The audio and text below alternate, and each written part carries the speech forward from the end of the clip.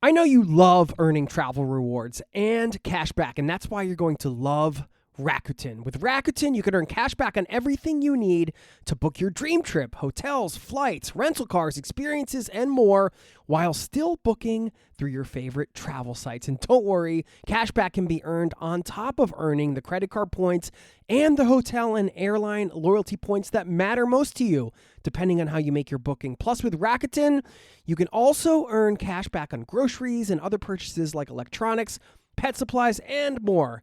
And the best part, you can join today for free and start earning cash back on top of your travel rewards. Go to Rakuten.com or get the app. That's Rakuten, Rakuten.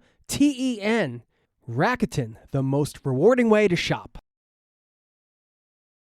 This episode is brought to you by TaxAct. Don't do your taxes alone. Join TaxAct's National Admin Night.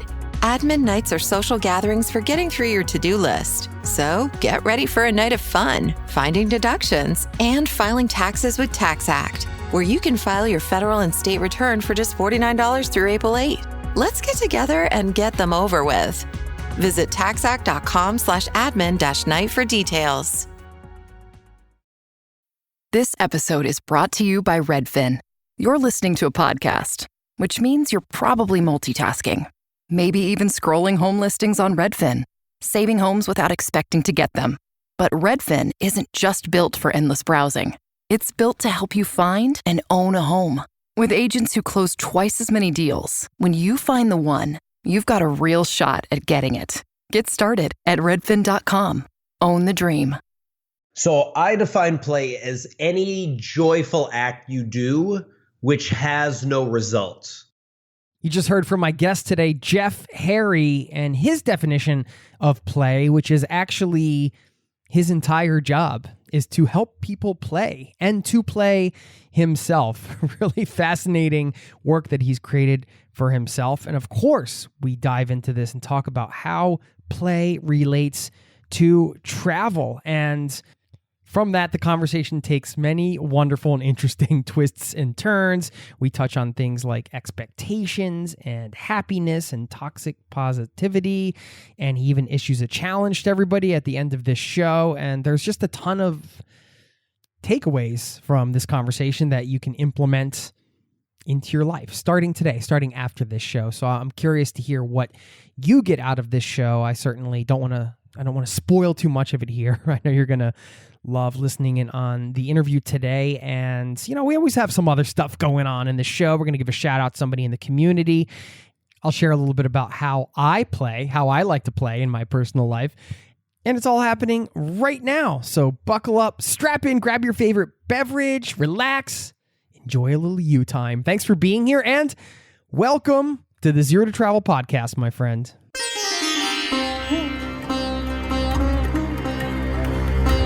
You're listening to the Zero to Travel podcast, where we explore exciting travel-based work, lifestyle, and business opportunities, helping you to achieve your wildest travel dreams.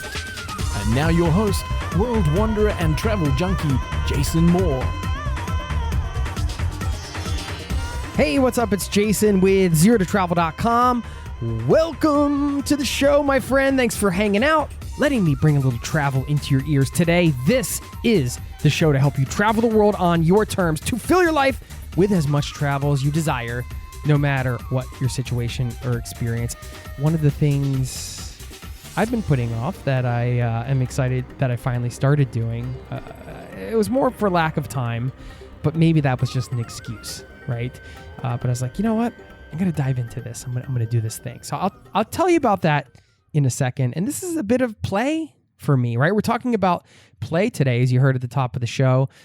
It might sound like a funny topic, but you're going to be surprised at how much I think it relates to travel. And Jeff and I talk about that. And it's just such an important part of life to play.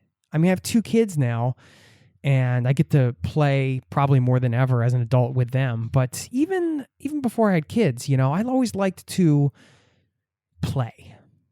It's fun to play. And sometimes we get caught adulting, I learned that term from my friends Jason and Kelly. I can't remember. I don't know where it originated, but there's this term adulting, like paying bills and all these different things we have to do. And it's like, yes, that's a part of life, but we can play too. And yeah, I'll share a bit about how I'm playing nowadays outside of playing with my kids.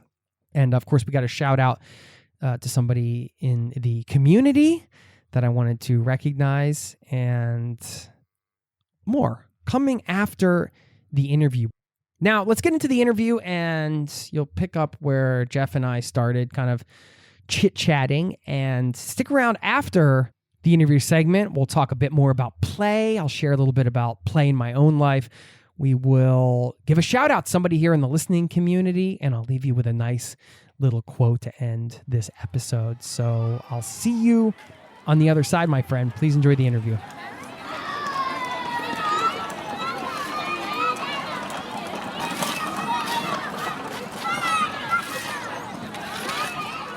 Hey, buddy. How's it going? What's up, man? Good morning, good sir. How are you? I'm doing good. I'm just testing out all my stuff. Test your stuff. Let me see Test your how stuff. this works. Will I be able to see your face on this call? Cannot have this conversation without seeing your face. There you go. Is that way? Hello. Especially because I've been seeing that mug with those those so expressive eyebrows on those videos you've been making, which are fantastic. I mean, you also get a little shoulder action too. That's the part that people sleep on. It's about the shoulders. People sleep on the shoulders, dude. Oh wait, what? The shoulder dance? People sleep on the shoulder action. Yeah, there you go. There you go. I'm literally doing we're running this like workshop on this summit, and we had to record for it. Yeah. And I threw a lot of shoulders in just because I was like, I don't think anyone on the HR summit is going to be putting shoulders.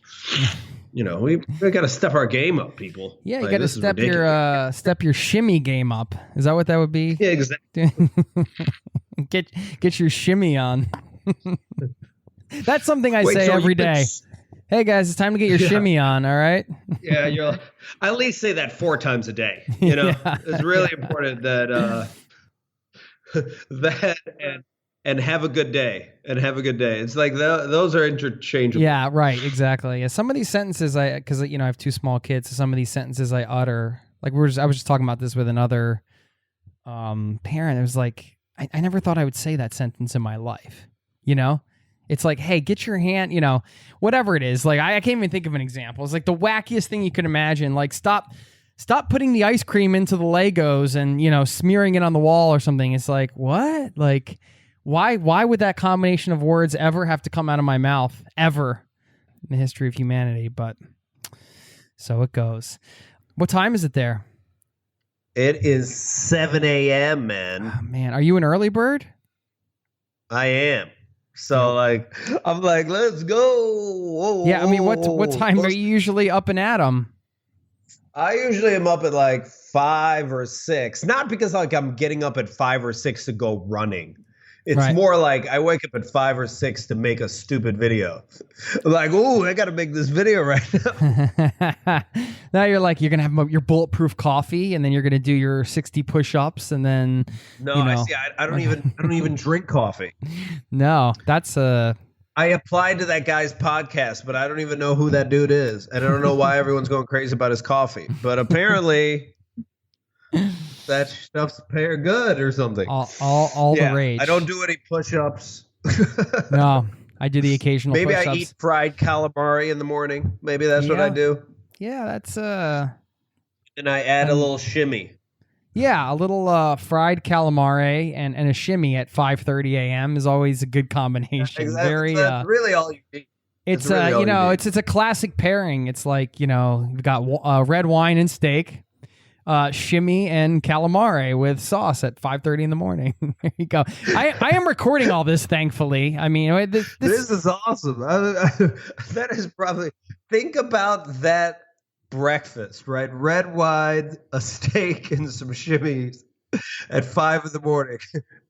Your wife and your son come down. They're like, "What are you doing?" You're like, "Nothing." You have it over candlelight. You're like, "What are you doing?" There you go. This is some fodder for your next video, right? You know, I could do a little snappy intro on you. I guess I should. I've got a little something from your website that I pulled. I did the lazy man's version of the intro as I copied and pasted something from your about page. I mean, if you just made up something, you're like, he shimmies on Sundays. Full transparency here. He shimmies on Sundays. No, I'm chatting with Jeff Harry, who's an amazing guy that I've gotten to know over the last, I don't know, I guess we first got in touch maybe a year and a half ago or so as an intro, something like that, a year ago. And you're doing some interesting work, which I think when people hear this, it might make some people jealous. Like, what? This dude gets to talk about playing for a living? Yes, Jeff shows individuals and companies how to tap into their true selves to feel their happiest and most fulfilled, all by playing. And he's worked with companies like Google, Microsoft, Southwest Airlines, the NFL, Amazon, Facebook, and so on, helping their staff infuse more play into their day-to-day. And he was just featured in a New York Times article all about play. I've got a couple questions about that as well. So anyway, check him out at rediscoveryourplay.com. And Jeff Harry, my friend, welcome to the Zero to Travel podcast. Hey, thanks for having me. This is going to be awesome. I'm excited. Yeah. I don't know if anybody might be wondering, like, what does this have to do with travel? I mean, I think there are certain points during longer extended trips where I feel like this sense of bliss where it's like, I literally feel like, wow, like the world is my playground. You know, I'm going to go out and I'm going to, play in the ocean and frolic around, and I'm going to jump off this waterfall and I'm going to go hiking and do this thing and explore this thing. And honestly, when I think about it, some of the joy of travel, I could say a lot of the joy is like this childlike sense of wonder rediscovered. I mean, to use one of your terms. So in that way, travel does kind of feel like play to me, like not all the time, but it's very much like kind of getting you in that state of mind in some ways. As I was thinking about this interview, I was kind of, it's not like something I thought about consciously, but since your work's around play, I was like, how does this kind of fit in with travel? And then I was kind of reading in the New York Times piece, they were talking about sort of like this idea of novelty versus play. I was trying to understand the difference with that. I just wanted to hear your thoughts on everything I just said. Yeah. So I always like to first say what I mean by play, or how do I define play, right? So I define play as any joyful act you do which has no results, and where you're fully present, right? You're not having anxiety about the future. You're not regretting the past in any way. You're just fully in flow, and you're just fully present in the moment. And if there's any analogy I use, and I use this a ton on podcasts, that play-oriented mindset is the travel mindset, because it's this mindset where you're like, yes, I'm going to say yes to this. Yes, I'm going to say yes to this. I'm going to hop on this moped, and this moped's going to take me to a deserted island. And then all of a sudden now I'm surrounded by all these people on this deserted island. Oh, I'm having one of the best parties I've ever had in my life. And now I meet the person that I fall in love with. Like, when you're in that travel mode, which a lot of people forget, especially because I speak to a lot of people that are in the working world and are like, I haven't played in a while. When was the last time I played? And I go, your most memorable moments, most of them are play moments. And the ones that people can attach to are travel moments, because it's when you're in a foreign place and you're much more open to all the opportunities and willing to just say yes to what might happen. Yeah, that's such a killer definition. Any joyful act that has no result, which to me, like, I'm pretty into Eastern philosophy and sort of like a Zen type of mind. Like, not that I can be Zen. I wish I could be like, and all at peace, but I am from the Northeast of outside of Philadelphia, Northeast United States. We're a little aggro over there, little filled with anxiety at times. That Philly mentality, yes. Yeah, that Northeast U.S. Mentality. But I mean, think about any joyful act that has no result. Like you said, I mean, if you're traveling and you're not having expectations around where things go, and you're kind of participating spontaneously in the moment, and one thing leads to the next, and those are some of the most memorable, travel memories. And I mean, you could almost be describing like meditation or just like a way of living. Absolutely. Right? Absolutely. I mean, if you think about it, expectations are are the thief of joy, right? I forgot who said that, but they really are in many ways. And if you think about, let's just tie this to travel, right? When you go and you have this specific itinerary and you're checking off all these boxes, it's just not fun. It's one of the worst ways I've ever traveled is when you're just trying to hit all the spots. But when you are like, I've bought a one-way ticket, I'm going to go maybe to this like hostel or this place, and I'm just going to meet some people and be like, yeah, let's go hang out with that person. Or yeah, let's say yes to this like opportunity. That is how a kid operates, dude. Like when they're in the playground and they're like playing with, they come to the playground and someone's playing and they're like, what are you doing? Oh, I'll play with you. Okay, now I'm bored. Now I'm going to go play this. They're just hopping from place to place, willing to say goodbye to their play friend, just like you're willing to say goodbye to your travel friend and then move on to your next adventure. And you're just like more open to what's possible. And here's the best part is unlike, and I give this example of the groomzilla or bridezilla of like, we must have this event and the event has to go perfectly. When you are so fixated on one result, one expectation, you ignore all of the other possibilities, all of the other opportunities for connection, all of the adventures that you could go on. But when you really are in a travel-oriented mindset, then you're just like, you just see everything and you're just so full of gratitude because you're like, there's so many abundant adventures for me to choose from, right? Yeah.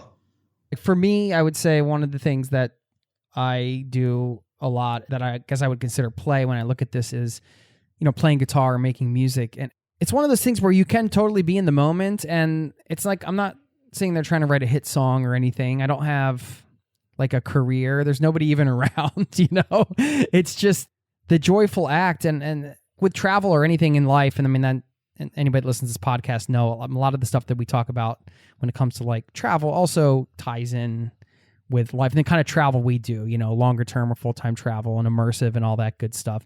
It's such a like beautiful thing to do a joyful act and without any expectation or result, but also in some ways, it can be very difficult because we are a very goal-oriented society. So how would you recommend that somebody sets themselves up for success in terms of the day? Like, hey, I'm going to have some play today. Like, is there some kind of intention that people can set, or how do you frame up sort of as you approach your day? Because it is so easy to kind of go about our days, right? Like we got our routines, we're going to go work. And then if we got kids, you're going to drop them off or do whatever. Like, and it's just like the day can get away from you, right? So like, how do you set yourself up to play every day in this way that you define it? That's a good question. So let me try to tie it with traveling, right? When you're traveling, part of the reason why you're fully present in the moment is because it's so foreign and you're like, oh my gosh, like I got to figure this out, So I think what you must challenge yourself if you're stuck in your normal routine is to break it. You got to break the routine. You have to do something different, first and foremost. Second, you have to, or I challenge people, you don't have to, but I challenge people to get bored. A lot of the times, the reason why the day gets away from us is because we start scrolling on social media. We start binge watching Netflix. We start stressing out about, some part of our workday, right? It's so interesting that the mind has a thought that probably ranges from 9 seconds to 90 seconds. So when someone says, I've had a bad day, it's not that you had a bad day. It's that maybe you had a bad moment, and then you keep running that bad moment in your head thousands of times throughout the day. So how do you catch yourself and be aware of that and then be like, okay, well, how do I want to feel, right? And there's a part of like being able to get bored. And that means like that you don't have to meditate, but if that's how you want to do it, we're awesome. If you want to go walk, that's awesome. But some way get to a point where your mind is quiet enough that you can now start listening to that soft, quiet, curious voice And then that curious voice is going to tell you, that inner child voice is going to tell you, hey, let's write that guitar piece. Let's write that blog. Let's make this video. Let's reach out to someone that you really are interested in, but you've been really nervous about. Let's do the thing that you've been scared to do, but also excited to do. And you just listen to that and you follow it and you see where it takes you. It's not going to be a loud booming voice most of the time. It's going to be something super quiet, but something that it's almost that inner child that's like, play with me. And it always shows up, especially when you're traveling, because you don't have all of your regular responsibilities that are screaming at you. So yeah, you have to block out a lot of that noise in order to hear that curious voice. We'll get back to the interview in just a moment. I know you love earning travel rewards and cash back, and that's why you're going to love Rakuten. With Rakuten, you can earn cash back on everything you need to book your dream trip, hotels, flights, rental cars, experiences, and more, while still booking through your favorite travel sites. And don't worry, cash back can be earned on top of earning the credit card points and the hotel and airline loyalty points that matter most to you, depending on how you make your booking. Plus, with Rakuten, you can also earn cash back on groceries and other purchases like electronics, pet supplies, and more. And the best part, you can join today for free and start earning cash back on top of your travel rewards. Go to Rakuten.com or get the app. That's Rakuten, Rakuten. Rakuten, the most rewarding way to shop. This episode is brought to you by Fandango. People say fans are too distracted these days, but the truth is, when a great movie hits the screen, you show up, you stay glued, invested, part of the story. And without fans like you, there'd be no cinema magic, no shared moments. So head to Fandango.com to get tickets, stream, or rent or buy top movies and series. Fandango loves fans. Now, back to the show.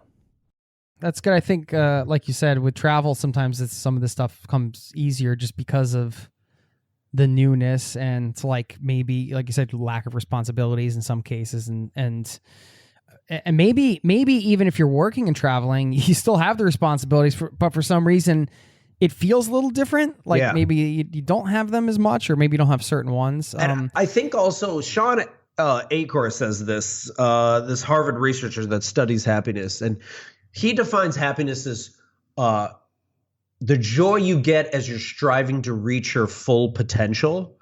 And I think why it's important to express that is because as you're pursuing that, it's not easy. Travel isn't always easy, right? You can feel alone. You can feel isolated. You can feel, I don't know where I'm going. You can feel lost. But even in that, you're still playing. It's a different type of play, and you're not joyful the entire time. You're not happy all the time. But if you're pursuing something that gets you closer to reaching your full potential and it's really challenging you, what happens is you actually get into something that they refer to in positive psychology called flow, where the difficulty of the situation and your skill set meet perfectly. And when that's happening, where you're striving to reach your full potential, you're doing something that's really challenging, but you're also fully present and you're using all of your skills to get through this. That's part of the reason why it's so exciting. That's why travel is so exciting. And if someone can figure out how to do that, to find something that is really interesting and challenging and fascinating to them and match it up with their skill level, they get into flow. And you're in flow because you forget about time. You don't even remember. You're in your zone of genius. And you just love that moment. Yeah, that's I think anybody that's experienced that flow, what Jeff's talking about. I mean, I get it with the podcast, through these conversations. It's so, selfishly, it's I get to share these conversations and people get value out of them, but I also get value out of them by talking to interesting people like yourself and getting to learn new perspectives and hear things. And it's all in real time. And I can't not stay in the moment. And it's just such a beautiful like I'm loving just being here with you right now. It's just seriously, man, it's like it is a beautiful thing, and I feel so lucky that I just get to do it, and people actually take their time to come on and talk to me for whatever reason. You talked about awareness, and I think you mentioned like if you have a bad moment and you're kind of replaying the loop and things like that. I think it's gonna be one of the more difficult things is to cultivate an awareness in the sense that you're outside of that, and you could be like, all right, like this loop is playing. I know this loop's playing. I can't really stop it right now, but like I'm aware that this is a thing that's happening rather than being caught in it. You're sort of outside of it. You have some kind of certification in positive psychology, right? You're a applied positive psychology coach. Is that correct? Okay. So because there's this concept of toxic positivity, which is like if you are basically being like, oh, okay, I'm experiencing one of those loops, but like that's stupid. I don't. I have so much to be grateful for. Like my feelings don't matter. I'm just going to stuff this down. So there's this balance of like, all right, even if we can become aware of these things, what's like sort of the next step to pull ourselves out of that and be positive without suppressing our human emotions? Oh, so that's a great question, because I think a lot of people think when they hear positive psychology, they think toxic positivity, right? So toxic positivity is almost manic, because you're almost denying reality. Can you explain what it is? So people give people the synopsis. So toxic positivity a lot of times is being positive regardless of the situation. You're almost ignoring everything that is going around, and it's almost delusional, right?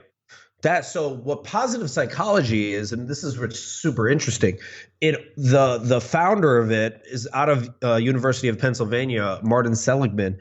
He only created it or only founded it about 40 years ago. And the reason why was because psychology had been focused so much on what's wrong with people, and barely any research had been done to figure out what's right with people. What are people doing that causes them to flourish, causes them to, to expand and grow?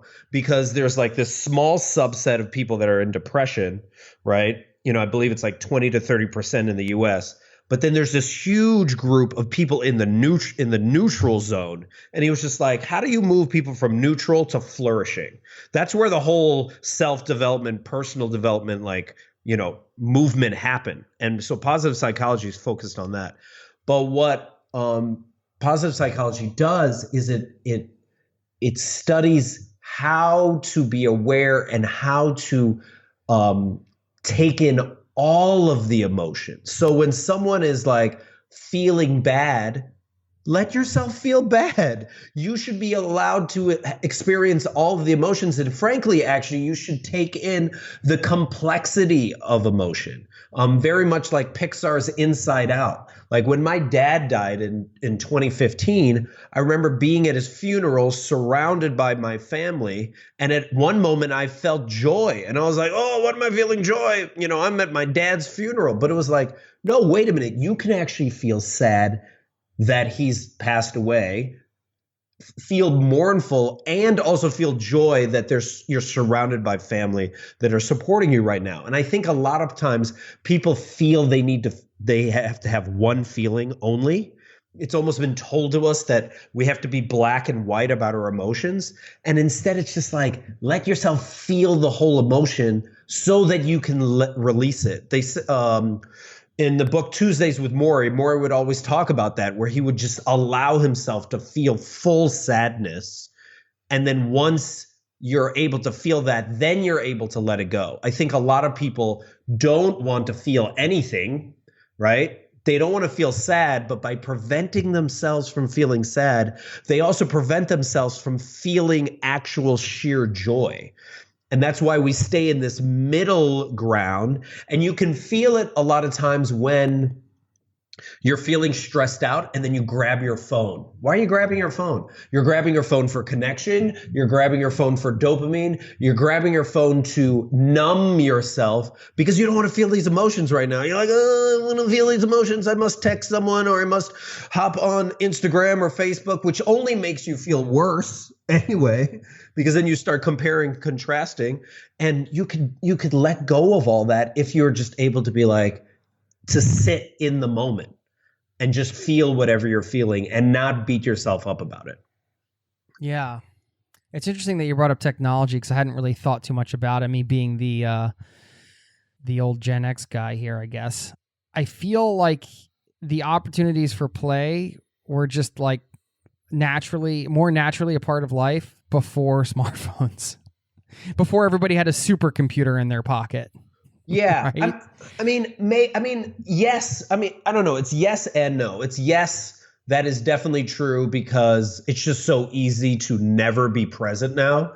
Even when you're traveling, like the amount of photos that we take, how many of the photos do you actually look at yesterday? The like a year from now, right? Right now, I think I have 40,000 photos on my computer. I wouldn't be even able to look at them if I did, right? But we're always trying to capture the moment. And here's the ironic part: is just like I said earlier, your best moments of your life, many of them are play moments.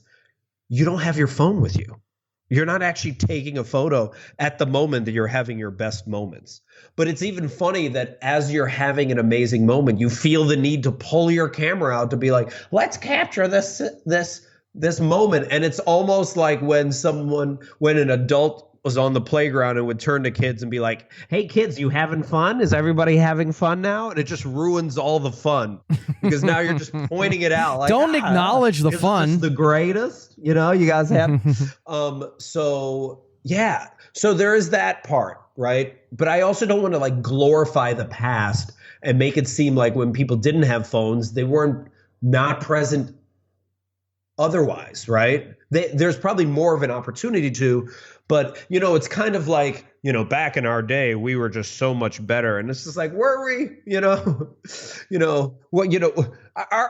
songs were just as sexual as the songs now. They just were maybe a little less explicit. So I don't want to glorify the past because I feel like even then, back in even the 1950s, they were bought in by some other Joneses thing, of just trying to impress one another. I think what we have to ask ourselves, and I reference this because I remember what there was a study that was done where they interviewed 1,000 people right before they died. And, the usual things came up of what are the biggest regrets. I worked too much. I didn't connect with family too much. But then another one that was really huge was I spent too much time trying to impress people that I didn't really care about. And I think whether you're in the 1950s or 2020, we spend a lot of time doing that. And if you can let go of that, you have so much more time on your hands to impress yourself and do really cool things. And if you think about it, those times when you've like quit a job and then gone traveling, it's because you're like, forget everybody, I don't really need to impress my work anymore. I'm out of here. I'm just doing something for myself. And that's why it's so liberating, because you're doing something for you and not for anybody else. There is that Dave Ramsey quote. It's like, I'm going to butcher it now. We buy things we don't need with money we don't have to impress people we don't like. Have you ever heard that quote? Yeah, yep. That's so true. And then they're not even impressed. It's almost like 7th grade all over again, where you're trying to impress somebody that is you're never going to get their approval anyway. So I don't know why you're doing it in the first place. You, as somebody who runs an entire business around play, but it is a business, and like as a business owner, you have a lot of things to do. You have to like figure out how to grow your business. You're trying to figure out how to make connections and all that. How do you manage, and this can go for non-entrepreneurs as well, but I'm just curious as somebody who works for themselves as well, like how do you kind of do the play thing without that feeling of like, all right, I've got a lot to do. Like this isn't really in the realm of productivity because I'm not really doing all the things I need to do. Like my business is in this place and I need it to be here, like in any given month or whatever. Oh, like, should I do this? This isn't being productive, man. Like climbing this tree right now is not productive. Like I should probably be sending some emails or making some contacts because I don't have any, for you, like maybe it's like I don't have like too many talks booked next week, or it's, a pandemic hit, and now all my in-person stuff, like how do you balance these things in your own personal life? Because I imagine like you have almost an extra like obligation to take your own advice, right? Oh, absolutely. No, absolutely. So so there's two things that are really interesting, right? There's the first part of like a lot of people, if they leave corporate world, right, to start their own business, they do it because they want a new lifestyle, right? But what usually happens is they leave the business, they leave their corporation that they're working 70 hours a week, and then they apply the same pattern to their entrepreneur business. So they don't learn anything from that, they don't learn from the process, right? So I think if you're thinking about doing that, you have to be figuring out, well, what type of lifestyle do I want? Why am I leaving the corporate world to move on to do this thing? Do I want a 4-day work week? Do I want to take 6 weeks of vacation off? First figuring out, how do I have this new way of working, right? And my new way of working is, I make a lot of stupid videos. I make a lot of TikTok, videos that I post on Instagram and YouTube. Where can people find you on that, by the way? They can. My handle is Jeff Harry Plays, JEFFHARRY TikTok, Instagram, Twitter, YouTube, all those. So I usually make like a video to start my day. Like I'll come down at like 6 or 7 a.m. or whatever time I feel like it, right? And I have to play to start my day. I have to do something creative because I know when I do something creative, it positively primes my mind to then look for other opportunities throughout the day. It doesn't mean I don't have a to-do list, but like my to-do list still allows for curiosity where like maybe I'm like, oh, okay, I want to apply to a couple podcasts. I'm like, ooh, what's this podcast? Ooh, what's that? And I'll follow that curiosity for a little bit and be like, oh, let me apply. Let me play today. Let me apply to a podcast that I never thought I could get into. Right? Let me reach out to a company. Like this is some of the ridiculous things I've done even in the past. I remember watching a Marvel movie once and it said VP of Creative Services or something, creative director of something. And I remember watching the movie and being like, I'm going to email that person right now. I'm going to find them on LinkedIn. I'm going to figure out their email. I'm going to email them and I'm going to start working for them. So like there's ways I can play in the work. And my friend Angie Cole, who I just love, talks about how, there's a lot of masculine ways of leading and working and a lot of feminine ways of leading and working. And you can have both. And a lot of the masculine ways are like to-do lists and, results and getting things done, and a lot of the more feminine ways are like, organic and like, seeing more of the opportunities and following like that inner spirit, right? She doesn't have a to-do list and she's crushing it, right? So you have to figure out for yourself, how do you want to play? How do you want to show up? How do you want to work? Instead of thinking, I have to do it this way, and believing that you have to do it the Gary Vaynerchuk way or, the Brene Brown or Mel Robbins way, and figure out like, how do you want to do your work, whether you work, for a company or you work for yourself, and then play within that. And especially during COVID times where like there's nobody that's an expert, and anyone that claims they're a pandemic perfectionist expert, they don't know what they're talking about. You are the expert of yourself. So listen to you because you know more than anyone else.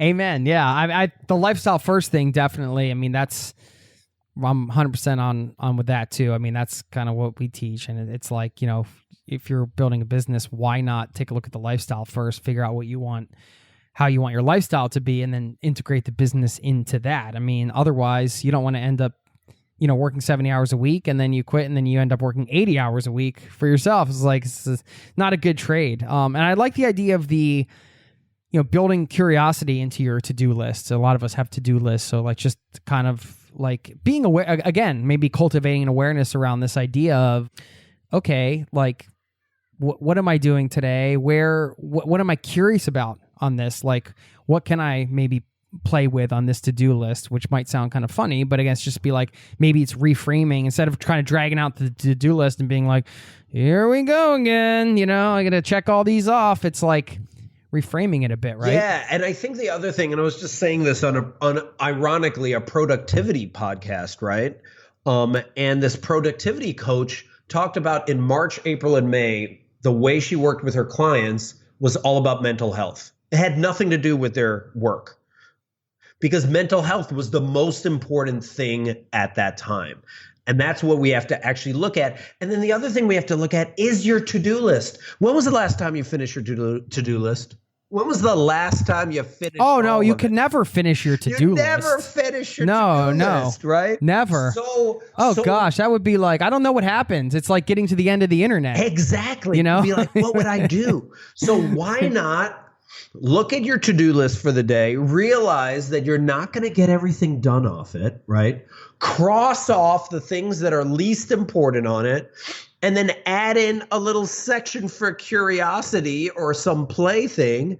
Get your 3 or whatever important things that you have to get done, and then play a little bit and see where that might take you, because that actually might help your business more than getting everything done on your to-do list. We'll get back to the interview in just a moment. Protein is now at Starbucks, and it's never tasted so good. You can add protein cold foam to your favorite drink or try one of our new protein lattes or matcha.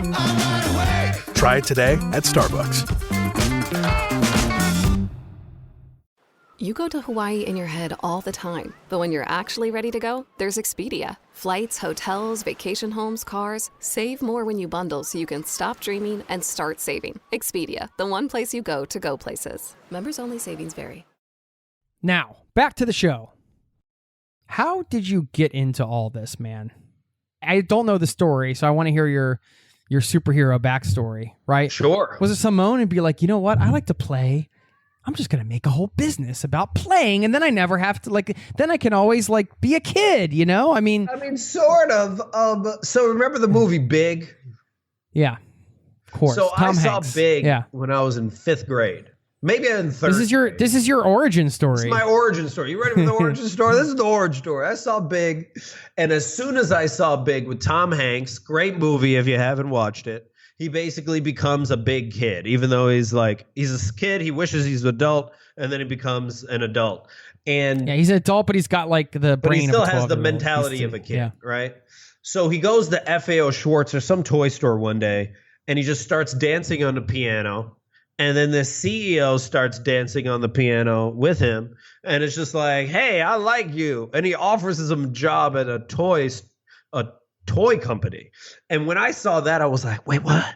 What is that? You can play with toys for a living? And I started writing toy companies in 5th grade. Oh, this really? Wow. Yeah, I would write on my word processor. I didn't have a computer at the time. I had a word processor. And I would type up these letters, and at first they were letters that were like, hire me, super short. And they didn't realize I was in 5th grade. And then I would start writing these long letters, 5 pages long, with all of my ideas. And I'd send them to these toy companies. And I remember sending one, and then it got sent back because I didn't put enough postage on it. So then my rationale was well, why don't I send 5 of the same letter? So I started spamming toy companies before spam was a thing, just mailing them out. And they old school spam. They thought I was a grown adult because they kept sending me these form letters back thank you, but we have people for this, blah, blah, blah. But eventually in sophomore year, because I kept writing them, a company wrote me. Wait. From 5th grade through sophomore year in high school? You were still writing toy companies? Maybe not as many, but at least, 5 to 10 a year. That's crazy. Activision was making a new wrestling game, and I was like, I gotta send him my thoughts about their wrestling game. Wait, what was that game called? I like that. I forgot it was, but you know what I'm talking about. It was like this WWF game. Oh yeah. It was I played awesome, that game and I was a lot. just like, you need to be able to smash them into the turnbuckle. Right. Yeah. You forgot the turnbuckles headbutt smash thing, dude. You're not Come on. using that. So I would be sending them all these ideas, and then sophomore year, I remember starting to write them and asking them, what should I major in? And Cap Toys wrote me back and said, you should go into mechanical engineering. I shouldn't have listened to them, but I did. And then I went to college in mechanical engineering. And while I was there, I was at Tufts, and they were working on the Lego education software at the time. So like I got to help with that, which was super cool. We got to test pilot that.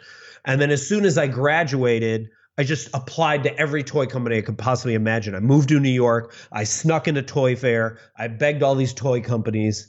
I even remember writing a letter to the Toys R Us Corporation being like, you need to open up your toys in the store, and you're going to sell more toys. And by writing that letter, that got me an interview with HR. And HR was like, you're such a weird person. Do you want a job in our Toys R Us international wing where it could lead to you being part of the product design team? Because I didn't even know Toys R Us designs toys. And I'm like, this is it. This is it. My dream. This was something you've done since like 5th grade. From 5th grade to now. You kept doing it till you actually... Yeah, like you never gave up. That's really impressive. I was in Brooklyn commuting to Paramus, New Jersey, and then 9/11 happened. And I remember sitting in my cubicle in Jersey. The towers are literally like smoking, or that area is smoking. And I hated my job. Like I was in this cubicle and I just felt like my soul was being sucked out of me because no one was playing.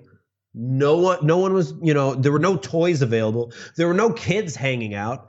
And I was just like thinking like, I don't want to die in here. And I remember telling my boss like maybe a week or 2 weeks later, like, I can't be here.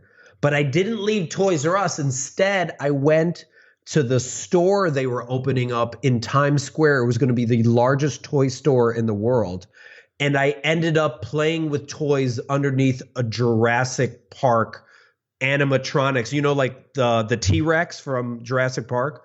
That's what I played under. And that was my job for like a year, just playing with toys underneath this T-Rex and hanging out with kids and coaching baseball. And then I left that, moved to the Bay, worked for more toy companies. And every time I worked for a toy company, it just was so freaking disappointing. And then because it was more corporate than you thought it was going to be? It just was like they were selling trinkets, widgets, like they were selling microwaves. It really didn't really matter. There was no one playful at these toy companies, which was so disappointing. And, I had my quarter life crisis like a lot of people, where you pursue your dream, you get to your dream, and you realize, oh, that's not it. That's not the dream. Oh my gosh, what am I going to do? And I remember reading Poe Bronson and all these like life books, and I was like, I have no idea what to do with my life. And I remember hopping on Craigslist one day and finding this really, really like low paying job as a Lego engineering instructor. I was basically getting paid $150 a week. And I went to meet this organization, and it was just these 7 nerdy dudes just playing with Lego and teaching kids engineering with Lego. And I was just like, well, I could just do this on the side while I figure out what to do next with my life. And instead, I stayed with them I joined them in 2004, and I was with them till like basically 2020. And we grew it into the largest Lego STEM organization in the US. And it was crazy, dude, because like we went from 7 to 400 people. We went from like teaching 1,000 kids to 100,000 kids a year. We expanded all throughout the US, And at the end, I was teaching 1 million kids. We had probably taught 1 million kids in that span of time. And what was ironic was we started working with tech companies because they asked us, do you want to do you have any team building programs? And we were like, oh yeah, sure, even though we didn't. But the whole time we were designing this whole company, we were just playing and messing around. We had no idea what we were doing. We would pick cities because we wanted to visit them. We had no business plan. We just made it up. We would just say yes to opportunities, even though we didn't know how to do it. Like Facebook would be like, can you build this gigantic Facebook logo for us? Oh yeah, sure. We got to figure out how to build this Facebook logo, dude. We broke world records. We did all these crazy things. But then while we were doing that, when I was working for a lot of these tech companies, consulting and doing these team building things, I noticed that a lot of them were not addressing their biggest issues. They would talk about creativity, collaboration, innovation, but they didn't want to touch stuff like, how do you deal with that a-hole at work? How do you deal with that toxic person at work? How do you not be racist at work? How do you address creativity by dealing with your inner critic?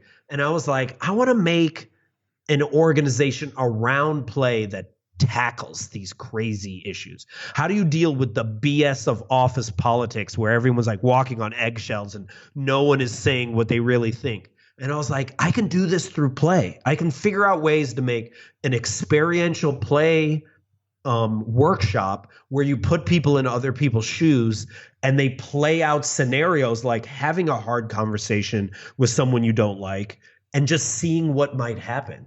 So then I made Rediscover Your Play with that concept. And I remember making the How to Deal with A-Holes at Work workshop with my friend Gary. And we just applied to really big conferences thinking no one would say yes. And then huge conferences like South by Southwest and like Inbound said yes. And then we were like, oh crap, we got to figure something out. We got to create this now.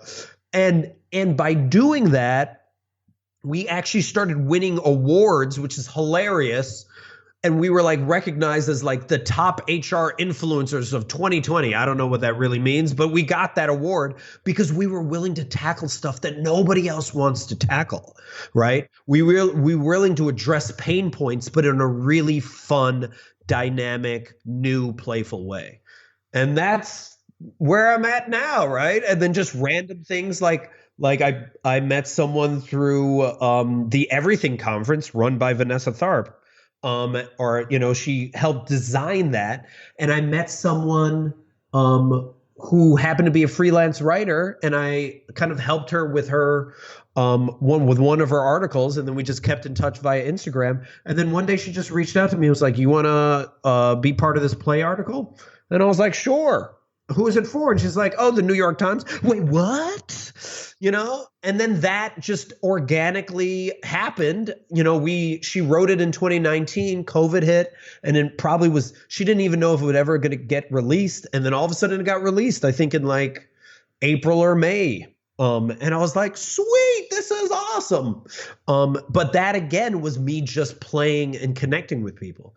So play has led me to this moment in time with such adventure. So why wouldn't I just continue to follow this curious ride? Wow. What a story, man. I mean, there's so many things running through my head right now about your story. I mean, I just cannot believe the dedication that you had and the sort of the unwavering dedication to this idea of working for these toy companies, and then just kind of your dedication to wanting play to be such a big part of your life. Like where does that come from really? Because a lot of people, like, I don't want to generalize like that, but it's like, you know how it is. You're a kid and you just play all the time, and then you grow up and then you're like, I don't know. A lot of people forget like the things that they loved to do when they were kids and just stop doing them for whatever reason. I think that's part of it, right? There's a moment when it was your last time you went to the playground.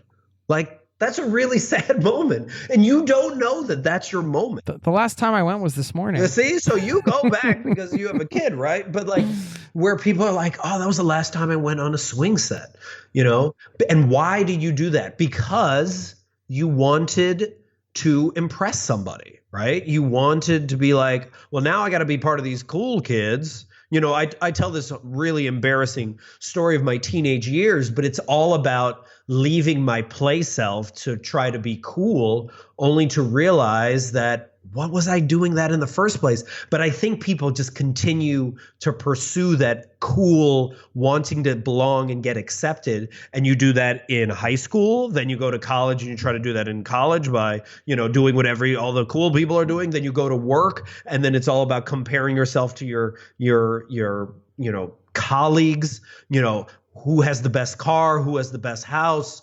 who's like getting a promotion, like whatever boring, who's going out and partying the most. And then you get in your 30s, and then, who has the best family, who's getting their kid into private school. Like, you're just constantly in this boring rat race trying to impress people that you don't even care about, right? Just because you want to fit in. And it's just like, I couldn't do that. It just seemed so boring to me. And instead, I would be like, well, if no one else wants to play on the dance floor, I'm just going to dance by myself on the dance floor, right? And I reference this, watch this on YouTube if you get a chance. It's this guy, he's at a festival, and he's dancing at this festival. It's this weird festival in Portland, right?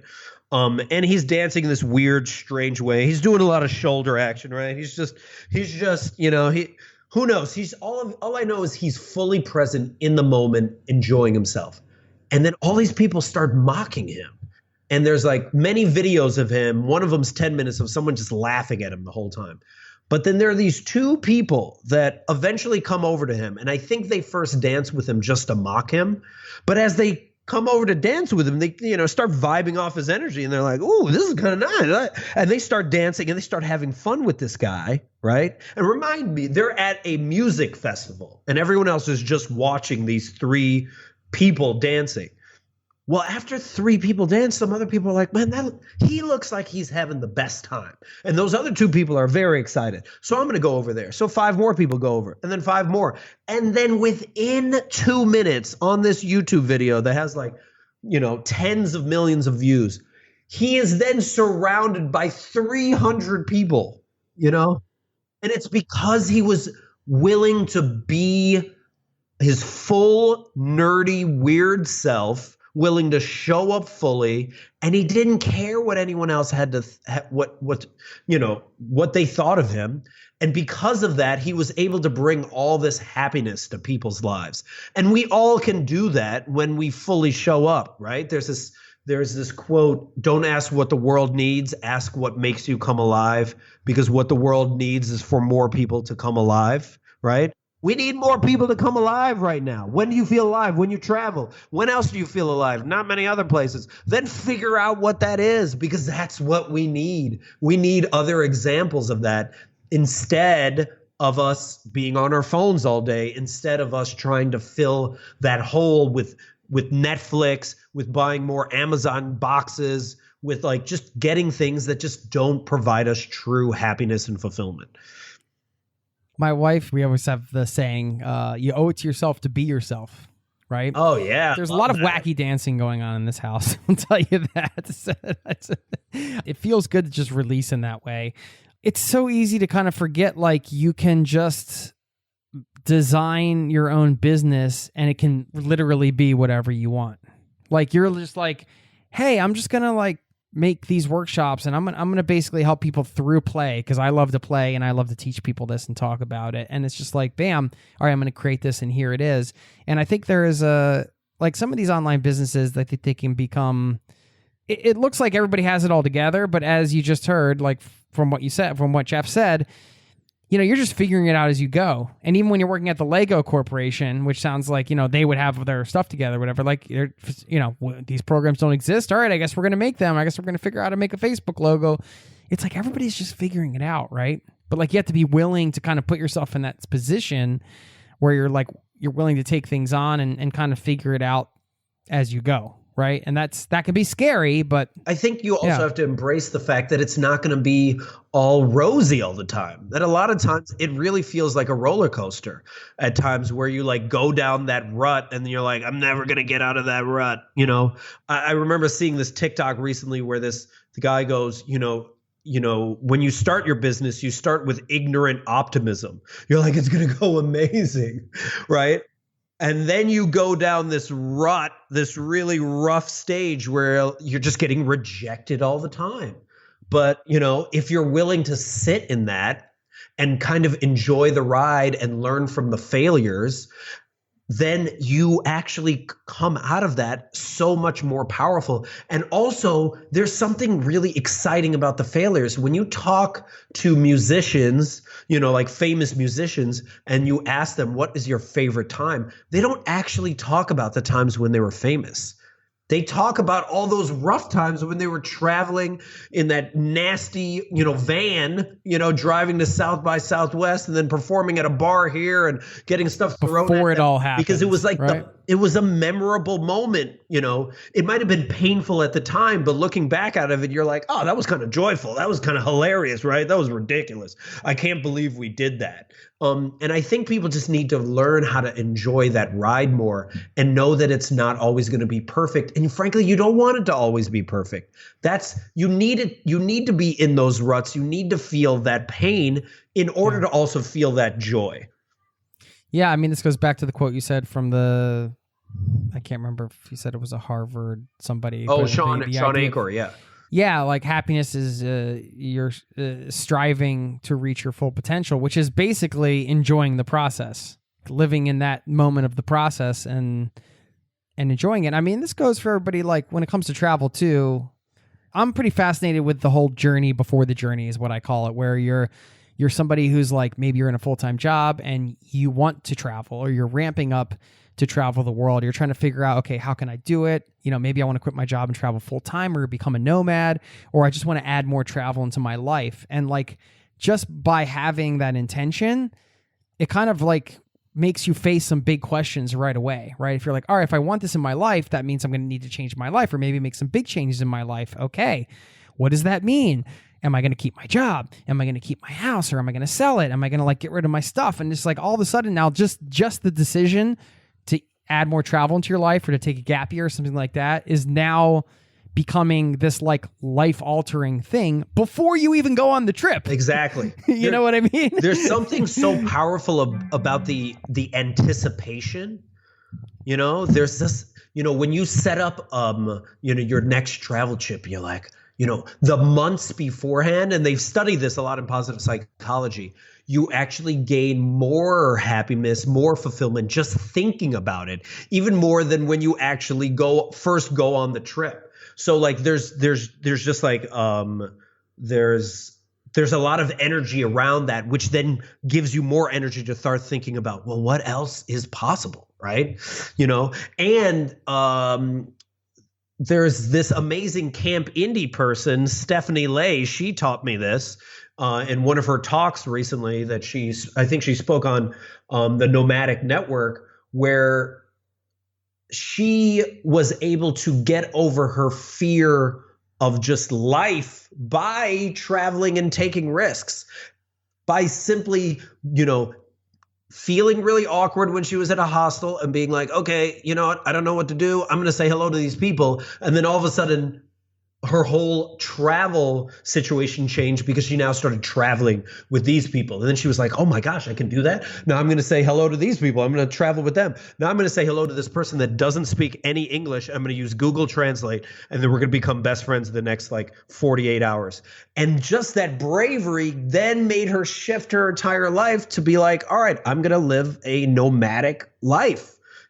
Something that she would have never thought a year ago, but travel changed that mindset. And she even taught me this, that even now during COVID times when she can't travel, she instead, because she feels like an introvert a lot of the times, she found Camp Indie and she found these other networks of people that travel. And now she feels like she's traveling even during COVID times, right? And that's like the power of like your willingness to take a risk and do the thing that you used to do when you were a kid, when you played, where you were like, I don't know if I can leap from this one pole to this next pole, but I'm going to try it and just see what happens. And you're still doing that now as an adult. You have that opportunity every day to take that risk. Yes. I was climbing a tree yesterday, actually. My daughter was like, she was looking at me. She's like, oh my gosh. She's like, are you scared? And I was like, yeah, a little bit. Like, this isn't something I do every day. But I said, it's okay to be a little scared sometimes. And sometimes it's fun to be a little scared when you're doing something because you don't know if it's exactly going to work out. Now, I didn't really want to fall and dislocate my shoulder or anything. It's funny how we get when we're older.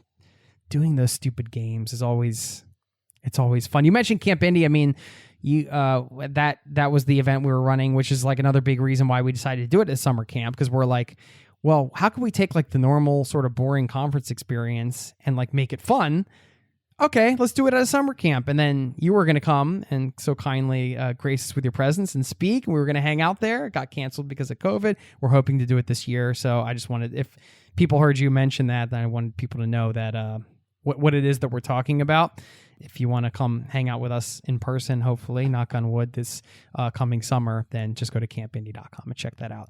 You know, mentioned something before that struck me, and it was this idea of, you know, you were kind of mocking the teacher that might be like, are you guys having fun now? Are you having fun? And like, I found myself doing that as a parent, right? And this got me thinking of like this idea of like, it's not a good thing to try to like always define the moment with words. Like, let the moment just be the moment. Yeah, let it be magic. Let it be magical, you know? Let it be whatever you feel like being. And a lot of times, and I think people forget about this, our best teachers of play are children, right? Sometimes you can follow what the child is doing and the child will show you how to be present, right? I mean, they'll show you sometimes in ways where they'll do something dangerous and you're like, no. And then you're fully present. You forget about all your worries. But there are other times when they're just like, just watch them sometimes, right? And they're just, you know, they're walking and all of a sudden they're like, pew, pew, pew, pew, pew. And you're like, what happened? You're like, I'm in a cotton candy cloud right now. Okay. Like, that's amazing. Can I be there too? Sure. Come on in. You know, it's amazing what they are able to teach us. And I think a lot of times we feel this need to teach them when I've been saying this on a lot of podcasts that parents listen to, where a kid does not listen to your words as much as they listen to your actions. They watch your actions and then they model your actions, right? And like, when you're thinking about, well, you know, what is it that I can do to inspire my kid? Probably one of the most impressive things you can do is to pursue something that you're really scared and excited about. And then also share that vulnerability with them and be like what you said, as you were climbing the tree, you're like, I'm scared. I can be an adult, I can be scared, and I also can be excited as I climb this tree. Because then they see how like, oh, that's how to be a full human being instead of us trying to be perfect for them or for anyone else, you know? And I think that is really powerful, just not just for kids, but just for us to embrace in our own life, that we should show up imperfectly, that there's something magical about us being imperfect. And that perfection is so boring. No one, like, that's why so many conversations are so boring, because we're both trying to have, we both have our perfect facades. And then we're like, okay, well, based off of our perfect facades, what kind of conversation can I have? Weather. I can talk about the weather. That's safe. You know, that's safe. I can talk to them about how their day's going. You know, I can talk to them about what they do for a living. Who cares? Who cares about all that stuff? That stuff doesn't define you. I want to know the weirdest thing about you. That is one of my first questions I want to ask you. What's so weird about you? Share me on that. I'd learn more about you by you answering that question than you telling me what you do for a living. That's just such a boring question. What's the weirdest thing about you that somebody doesn't know? Ooh. Turning it around on you there. Do it. The reason why I go, ooh, is because I'm like, ooh, there's a lot of weird things. Which one do I want to share? I probably have 5 different characters that show up in my voices that I don't realize. They just kind of show up all ironically. I even have a New Jersey Jewish mom accent that just shows up once in a while. And I remember this is how I met my girlfriend. We were all hanging out, everyone was just friends, and we're going to a bar, and we all made a pact that we were all going to take on accents. And the first person to break the accent had to buy drinks for everybody else. And then for 4 hours, because we're all so cheap, no one broke their accent. So I was doing this New Jersey Jewish mom accent. So insulting. I apologize to all the moms out, the Jewish moms from New Jersey out there. But I stuck with it. And she did a Valley Girl accent the whole time. And I was like, this is someone that I want to marry. This person right here. Because so yes, I have a lot of weird characters inside my body. So yeah, that's one of my weird things. Also, when I was a kid, I used to eat my boogers because I thought it made me go faster. That was another weird thing. So yeah, I got a lot of weird things. Oh, that's good fuel. Here's my rocket fuel. I literally would be like eating it right before a fuel. Race. It was so weird. I called it vitamin G for gunk. Vitamin G. All right. Did you have siblings growing up, or? Yeah. So I have 2 older sisters. Where did you grow up? I grew up in the suburbs of Chicago. And part of the reason, my sister Tanya and Shayna both traveled a ton. They actually both lived abroad. Tanya lived in Colombia for a brief amount of time, like 3 years, in Medellin before it became like a digital nomad place, right? And then Shayna lived in France, Japan, and China. And yeah, I think she knows like 4 languages or 5 languages now. But we got our travel itch because my parents are from the Philippines and St. Vincent, this small Caribbean island off the coast of Barbados. So just because we would go back and forth visiting family so much, we will also hit up other islands and other random places. And we just got the travel itch, man. And now I feel, and I'm sure you feel this too, is just like when I haven't been out of the country in a while, I feel this, not only this angst, but I feel like I'm in a rut because I need to go to another country just to show me, oh yeah, the American way is not the only way. And also there's a lot of really other cool ways in which people are living that are not American. And I remember this when I was in Amsterdam with my nephew, and this guy was just playing some random weird guitar thing that wasn't a guitar in some Amsterdam bar. And my nephew, who was like 10 at the time, went up to him and was like, "Why do you play this? Do you get paid to play this?" Because my nephew's from America, right? And he's like, "No, I play it because it's enjoyable. People do that." And it was just, you could see the shift in my nephew's brain because he's like, "Oh, I didn't know that." So like I need to do that because I need to be challenged of my own core values so I can think differently. Yeah. What do you think about the state of culture in America right now as it relates to play for adults? Oh, it is bad. I mean, the state of so the way in which I think of America, because, I remember studying abroad in Australia, and I remember people coming up to me, this was like 1999, and they'd be like, "What's wrong with America?" Back in 1999. This is before George W. Bush, right? Before Trump, all that. And it was, America is so young. We're like 200 odd years old, right? 230 or 40 years old. So it's almost like a spoiled kid who's constantly telling everyone else that they're number one, while all the grown adults and all like the teenagers and all the other older kids in the room, right? All the other countries are like, which are thousands of years old in many, or their cultures are in some ways, are just like looking at us like, "Man, you're just so young and like immature." And the whole time we're like, "We're the best." And it's just like, the best at what? Like, what are you the best at? And I think what COVID did was it revealed that, we're a third world country with a Gucci belt on in many ways. we've been trying for so long to prove how great we are and working so hard, like doing our 2 weeks of vacation and not even taking our 2 weeks of vacation, and working 80-hour weeks or whatever we do to prove how great we are. And in the process, a lot of Americans are miserable, dude. And I know when I look at my family here in America in comparison to my family in the Philippines, family that I know that are living in like shacks on dirt floors, they know how to be more present and happy with their lives than a lot of my family that are either American or following American values, where they're just gathering a lot of stuff. And we're just so consumeristic that, we've just forgotten how to play. We've forgotten how to be present. What have you learned from your family on those through those experiences? It's just that like stuff is kind of a waste.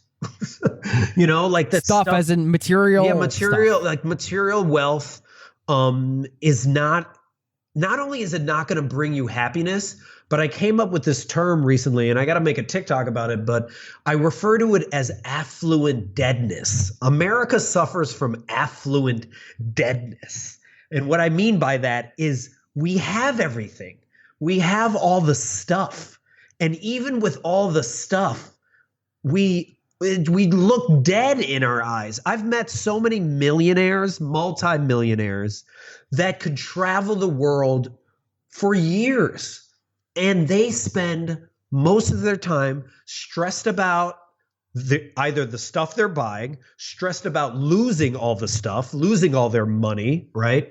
Stressed about someone's potentially taking all their stuff, or stressed about the fact that they don't have as much stuff as the person next to them that has more stuff, right? And George Carlin, did this whole bit about stuff where he's just like, people are obsessed with stuff, that we get so much stuff, and then we fill our garages full of stuff, and then we buy storage units to put more stuff in, and then we go travel, and then we have all these drawers that are available, and we're like, we got to buy more stuff, and then just to get more stuff, and the whole time we're trying to fill this void that never fills. And you can see that affluent deadness whenever I've gone to these rich parties, and nobody is having fun. Everyone is trying to look perfect. Everyone's trying to impress one another. And then I'm out on the dance floor with the other weirdos, just having a good time. And then people come up to us and they're like, oh, I want to hang out with you because I'm not having fun.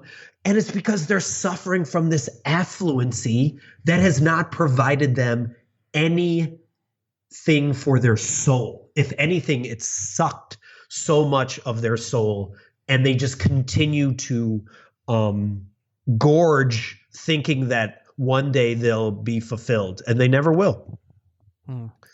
So that's the state of culture in America. That's the culture of America. Affluent deadness is the culture of America.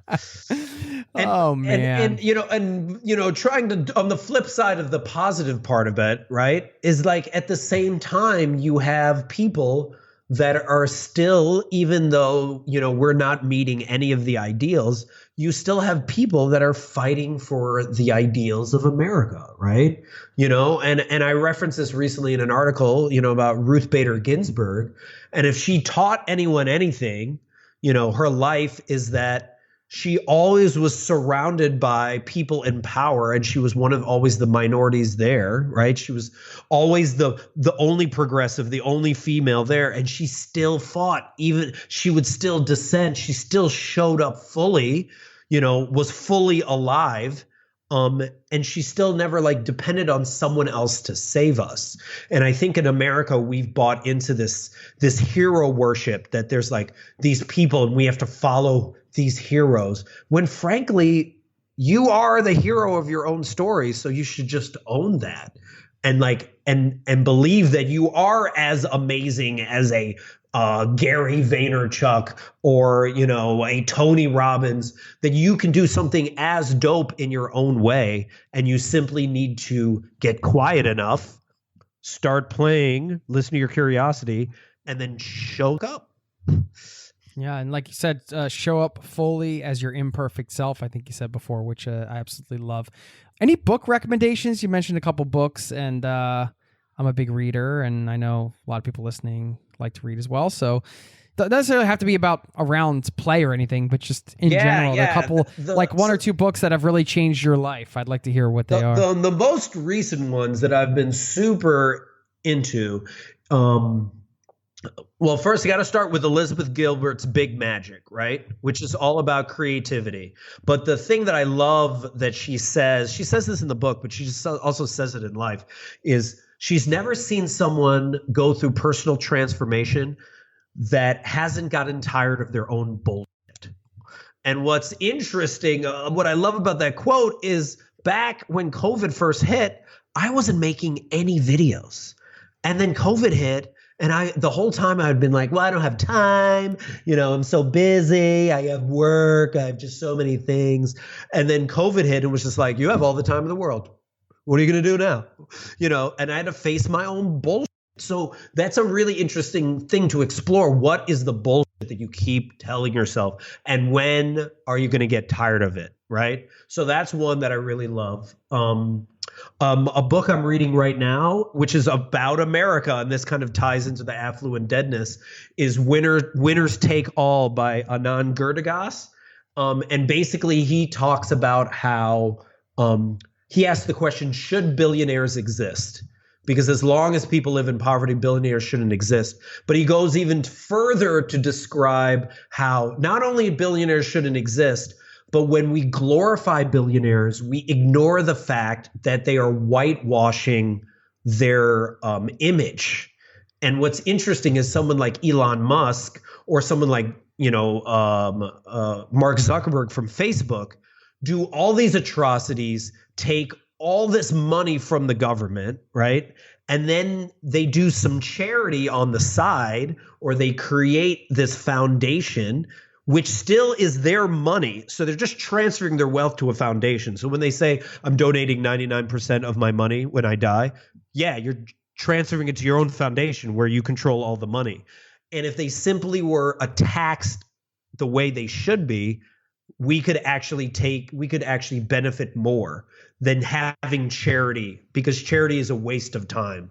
They should just be taxed the way they should be. So that one's really good because that just shifts your image on like the Elon Musks of the world, because that dude inherited a ton of money and then also stole many of the ideas around Tesla. But no one knows that because everyone explores and it's just like, he's amazing and he did it all on his own. No, he didn't, so we have to not buy into a lot of these hero worship, because if you found out the real story, you'd realize like, oh, that's why they're so successful. And why I can also do stuff, but I need also support as well. And then the third book is this one called Cure for Stupidity by Eric Bailey. And that is simply asking the question, when you're having conversations, would you rather understand or be right? Because you can't be one or the other, and it just challenges your fallacies about, trying to be right. Because I think a majority of the time, especially in America, we say we want to understand, but really what we want to do is tell everyone how right we are. Wow. All right. Those sound like three interesting. What was the second book title again? Give me that one. The Billionaire. Winners Take All. Winners Take All. By Anand Gurdagas. Got it. Well, speaking of challenges, I mean, as we kind of wrap up here, I appreciate your time. I mean, I think we could keep talking and talking and talking, but I know you're going to get about your day at some point. Maybe we'll have to have you back on for a part two. I mean, be in person. That would be great. That would be dope. What would you challenge people listening to do today? Oh, so you're going to throw out a little challenge. I love to Goodwill Hunt people. Remember Goodwill Hunting? Oh yeah, great movie. So for anyone that doesn't remember the ending, part of the ending was Matt Damon's character was a genius, right? And spoiler alert, by the way, if you haven't seen it. Yeah, this is a spoiler alert, right? And he's at a construction site with his best friend Ben Affleck, right? And they're working construction because Matt Damon's trying to shun the genius that he has. And Damon says to him, he goes, I'm going to be living here in taking my kids to Foley Field with you. And I remember, and Ben Affleck turns to him and he goes, if you're here in 20 years, I'm going to kill you. I'm going to kill you. And Matt Damon is like, what? I owe it to myself. I have this great talent. He's like, no, you don't owe it to yourself. You owe it to all of us, because any of us would give anything to have what you have. You're sitting on a winning lottery ticket and you're too scared to cash it in. And that's my challenge to all your listeners, is you all are sitting on a winning lottery ticket.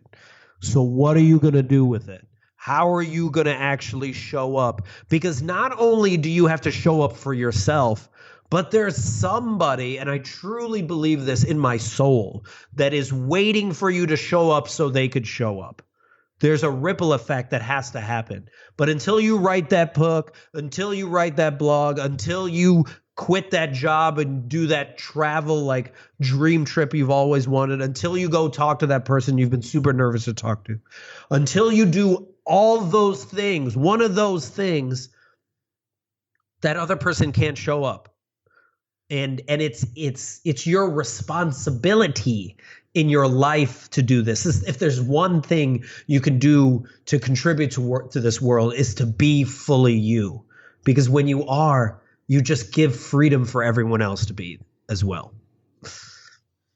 Thank you, man. Thanks for your time. And if you go to rediscoveryourplay.com, you can learn more about Jeff Harry. And also, don't be afraid to play a little lava carpet on the way to the bathroom today. Oh, yeah.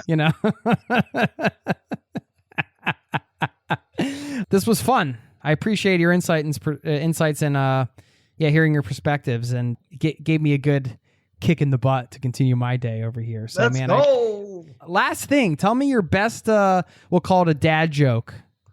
Oh.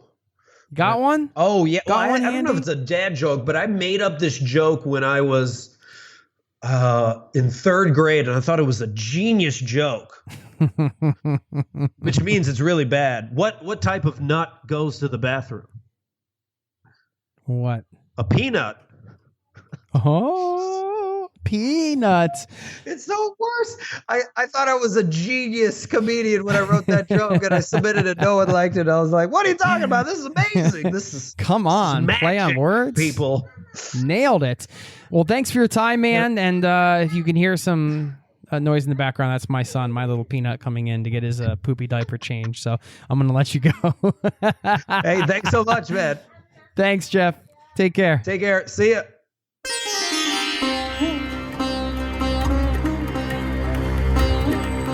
There you have it. Thank you once again to Jeff for stopping by the show and sharing a bit about his work and what he does. And I just find this so fascinating, this concept that you can create a job for yourself around something you love, and that something can just be the concept of play and playing. I just think that's so wonderful what he's done and how he's helping people rediscover their play. And certainly this conversation helped me do that in some ways. I mean, anytime you create an awareness around something like this through a conversation, whether you're in the conversation or you're listening to it as the podcast listener, it does kind of get you thinking about things differently, at least for a period of time, at least maybe for the rest of the day. And sometimes that carries over to the next day and the next day. And one of the things that I'm taking away is just to remember to play every day. Sometimes those days go by where you don't really play, and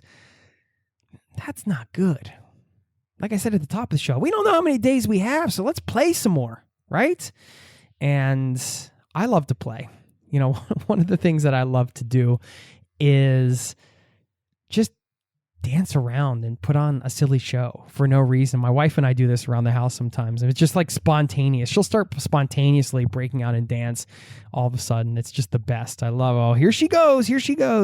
And she just starts tearing it up to some music in her head or what we have on the radio. It doesn't matter. And just being silly, just being goofy. And I love to be silly and goofy myself. Maybe you can tell that from listening to the show. It's just fun, and it's just fun to let loose. It's like this. It is sort of like the release valve from adulting, right? The adulting thing is kind of weigh you down sometimes. It's kind of like a thing that can lift off the weights and help you relax, and not necessarily be like need to be giggling and doing something goofy to play. I mean, play to me might be taking a walk too and just kicking a stone or something like that. And, having two small kids is a good reminder that of how important play is. And also, of course, I get more play in my life with them. But, Jeff reminded me today to just, play on my own too. Play and have fun with things. And why not? Why not more play? Why not more fun in our days? And I love how this concept really relates to travel. And one of the quotes he shared, expectations are the thief of joy. And I think that that is true in travel as well. So we got to manage our expectations in the things that we do. Maybe ideally, maybe not have too many and just enjoy that process. That's one of the big takeaways I had from this chat. What were some of your takeaways? You can always reach out to me and let me know. Jason@zerototravel.com is my email. I've been soliciting some audio messages from you fine folks out there in the listening community, asking you to drop me a line. Just open up your smartphone and record some audio and send it my way so I can hear your voice and we can share it on the show. I just got one that I'm not going to share in today's show, but it was somebody out on the road trip in Texas. So I love audio, you might have guessed, as a podcast host. And I just love when I can get a bit of audio and get to hear from you. So if you're going to reach out, of course, you can always write me, but if you have time to record a message, don't be shy. Just record it and send it over my way. You got the email address. You know what's up. Thank you so much for being a listener of this show and part of this community. If you're not signed up over at zerototravel.com, you should do that because we have some stuff going on off the podcast that can help you travel more. And you get a lot on the podcast, but I would love for you to join the community there, and you can sign up anytime right on the homepage. Now, this shout out goes to Lauren, who took the time to write me the other week. She even sent me an attachment of a video of Blue Jay, who comes to her deck to take a bath every day. So that was a little bit of a zen video for me to get. Anyway, she said, hey, we live in San Francisco Bay Area in Concord, a small town in the East Bay with my husband. Love your podcast so much. Started listening after the lockdown during springtime. It was a great zen moment to listen to you on Zero to Travel. It diverted our attention from all the sad news from the pandemic happening around the world and here at home. She goes on to talk about some of their travel. She said, some years ago, before getting married, my trips included Cartagena, Colombia, Cancun, Mexico, Portland, Oregon, and Northbrook, Illinois. All unforgettable journeys. This is what I love about travel is it's so subjective, like what people can get out of it. I would never imagine seeing a Northbrook, Illinois on that list and next to unforgettable journeys, but travel is so meaningful. It's such a personal thing, right? The experience of travel is so personal. I love that that's on the list. And I have towns like that or small cities that, for somebody else, it might have just been like a place to pass through or nothing special. But for me, it meant something. And so thank you for sharing this list. She goes on to say, our extreme moment was leaving home when we were young and emigrating to America from El Salvador as the war-torn, beautiful homeland was getting a bit difficult to get by. And we are here in California, been here for 35 years. It looks like yesterday when we started this journey. Goes on to say, thank you for the great information. It teleports us to all the places we probably will never go, like Antarctica, but we've been there through your podcast. Yay. Thank you so much for taking the time to write, Lauren. And I really appreciate you and the fact that you shared your story. And again, you can always reach out, jason@zerototravel.com. I read all these emails and love getting them. And again, thanks for the little Blue Jay video there. That was cool. All right, now a quote from the mystical, magical quote drawer, pulled out at random. This is from Nan Hui Chin, who said, we leave this world with nothing. No medals, no rewards, no success, no failure. Powerful stuff there. All right, thanks a lot. Have a wonderful day. Smile, take a chance today. Go out and play. I'll see you next time. Peace and love. This podcast has been brought to you by ZeroToTravel.com. Ideas and advice to make your travel dreams a reality.